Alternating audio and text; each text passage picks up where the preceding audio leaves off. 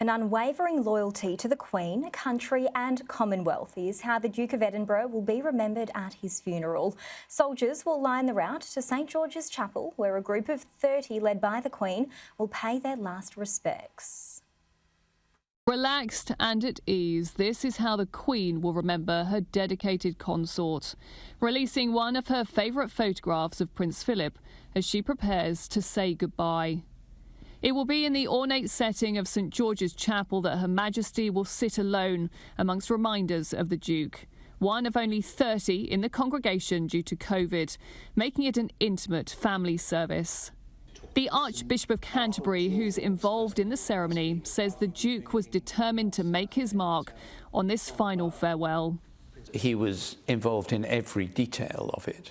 It is meticulously planned for over a quarter of a century, and when the order of service is seen, his imprint will be all over it. And he didn't want to fuss, and he knew exactly what he wanted, and it was thoughtful. And I think that people listening to this service, watching it on the TV, will find it speaks very deeply to their own hearts. His influence couldn't be clearer in the order of service. Among the music chosen, the Jubilate written for St George's Chapel at Prince Philip's request. He also asked for Psalm 104 to be set to music. At the end of the service, the buglers of the Royal Marines will not only sound the last post, but also action stations, a call to action in the Royal Navy.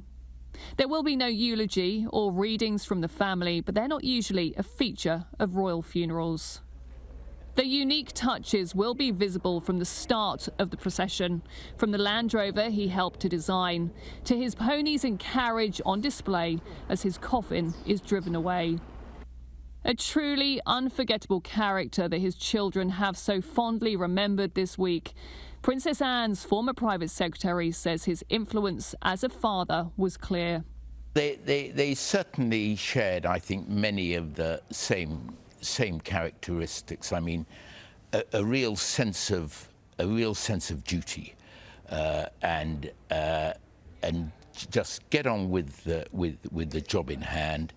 You know, work hard, don't expect too many thanks, and just do the job to the best of your ability.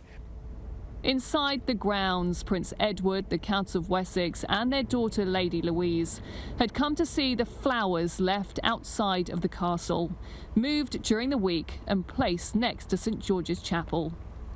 COVID has meant that the royal family haven't been able to come out and thank people in the ways that they would have wanted. But the fact that they are still allowing cameras in for this very close family funeral shows a genuine desire to allow others to share in this moment of mourning for a dedicated consort and a man that they loved very much. They're asking people not to come to Windsor and instead join them in a minute's silence from their own homes. We live quite local here, so we come quite often, and it's really, the mood is different. He's done a lot for our country, which actually I've only realised in the last week. Ahead of the funeral, these were the images the family wanted to share. Prince Philip, the father and grandfather, faithful supporter of his wife and Queen, always looking down on her as they prepare to remember him.